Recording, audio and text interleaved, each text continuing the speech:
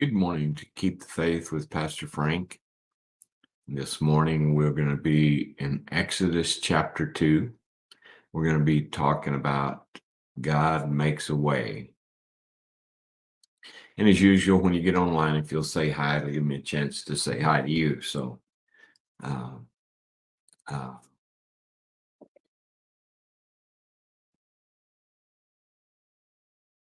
good morning, Brother Russell. It's good to see you online. Pray things are going well. Good morning, Brother Lee. It's good to see you online. Pray you're staying warm up there. We're going to be talking about God makes a way. And we're going to use this story of baby Moses for me to kind of demonstrate that a little bit.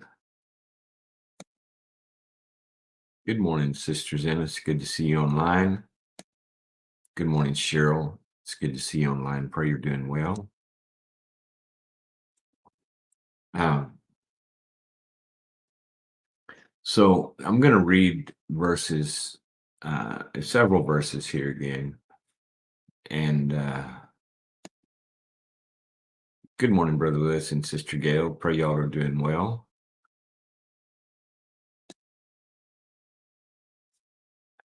So I'll start in Exodus chapter 2, verse 1. So before this, the Israelites had uh, begun to multiply, and they had a new Pharaoh, and they became worried that the Hebrews would join with their enemies if it came to a war and they would be defeated. So he started making them, so he actually made them slaves and put them to harsh work. And he then got to where he was afraid. So he wanted the midwives to kill every boy child. But since they feared God, they wouldn't do it. So he told his people that if you have a Hebrew boy child, throw it in the river. But the Hebrews continue, even under the very harsh conditions that the Pharaoh made it, they still continue to grow and to do well because of God's hand upon them. So um, uh, this starts about this time. A man and woman from the tribe of Levi got married. The woman became pregnant and gave birth to a son. She saw that he was a special baby and kept him hidden for 3 months.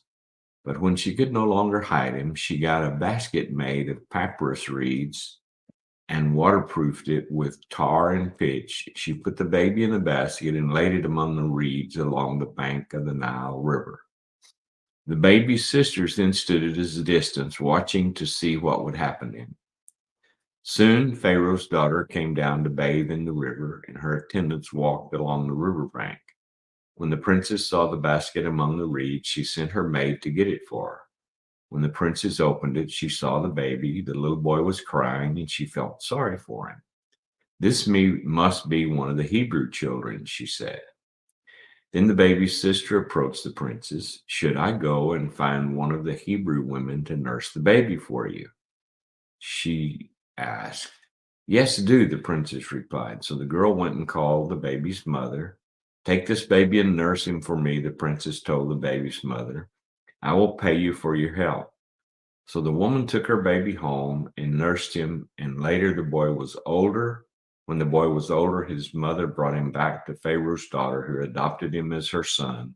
The princess named him Moses, for she explained, I lifted him out of the water. And actually, Moses means, in short version, Moses means lifted out. So Sister Gail says, good morning to everyone. Brother James said good morning. Sheila says good morning. It's good to see you online, all of you. The thing that I want to talk about just a little bit is even in dire circumstances, and it doesn't look like things are going to be any good is going to be possible. God makes a way, and in this situation, God, again, you have to understand God's plan is eternal. He has a plan that reaches into eternity, and we're our plans generally concern us, and they are much more short term. Uh, Many people don't have any kind of plan; they just plan on doing whatever they want to the next day. But God has a plan, and the reason I say over many times over, God has a plan for your life. Um, is I believe that that's true. I don't necessarily mean that that means you're gonna have to leave your home and or hide your children in the weeds in the river. It just means that God actually has a plan for you, and He makes a way for people to prosper even when it doesn't look like there should be any way. So here, uh, Moses' mother took a big chance, but she recognized her child was a special child. And I want you to understand that every mother, most mothers that I've ever talked to think their children are special. And they really mean that they're special children. They're going to do something great. They're going to be, and that's kind of how mothers are. And I think that's a good thing because that kind of encouragement can help a child become uh, more than they ever intended to be. So, and this child was put in a river in basically a little boat that his mother had prepared for him. He was 3 months old. He could no longer be easily hidden, and so a decision had to be made, and that decision was to put him in that little lifeboat. And uh, Moses' sister followed him, watching what um, would transpire. And as he got down to where Pharaoh's daughter had come down to bathe, she spotted him and pulled him out of the water, and she named him, lifted him out. So she named him Moses. And so then the way God is, this is so cool. The sister goes to Pharaoh's daughter and says, "Hey, look, you need somebody to nurse this child. You want me to find somebody for you?" She volunteers to help and is told, sure. She goes and gets Moses' mother, brings him. Not only does Moses' mother get to raise her child, she gets paid to do it. And of course, when the child gets old enough to um, to be away from his mother, then he's taken to Pharaoh's daughter, and Pharaoh's daughter adopts him as her own son. And Moses actually grows up in the palace and with the best schooling, the best tutors, the best everything. So we'll be talking about Moses again, uh, probably a couple more times. But uh, the thing that I wanted to get across to you this morning is it may seem like things uh, aren't going the right way. It may seem like things are blocked. It can't happen. I've had so many times people ask me to pray for God to remove obstacles, and I'm faithful to do that. But sometimes obstacles are like road work. They're to keep us from going down the wrong way. Sometimes they're there to make us go down a different path in our life. And so uh, this is a wonderful story of how the people, because they feared God, wouldn't do what Pharaoh said, And because of that, the Pharaoh wound up with an adopted Hebrew son. Now, I think a grandson. I think that that is something that he thought about many times. He thought about how he had tried to wipe out the Hebrew children and stop the spread of the Hebrews. But I want you to understand something.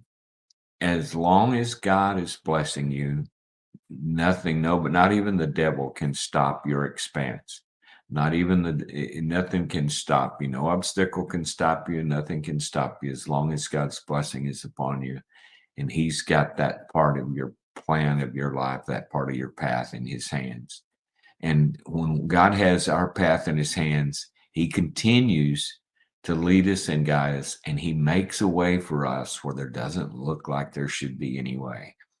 So many times in my life, I can remember it didn't look like there should be any way that I would do some of the things that I was able to do, but God made a way. Seemed like a little thing at a time, but little things turn into big time. And this little child was born, and a lot happened because he was. So this morning, I just want you to be encouraged. I don't know what all you're up against in your life. You may be facing challenges, you may be facing obstacles, you may be facing a lot of things, but I believe for you this morning, those of you that are listening, I believe for you that God is going to make a way that you'll be blessed as you continue to serve Him and lift Him up. So this morning, as you serve the Lord, I just encourage you to look for a blessing. So God bless you this morning. I appreciate you joining me. And I pray that God would richly bless you and lift you up and cause your day to be a great day in the Lord. Keep the faith. I'll see you Monday morning, God willing.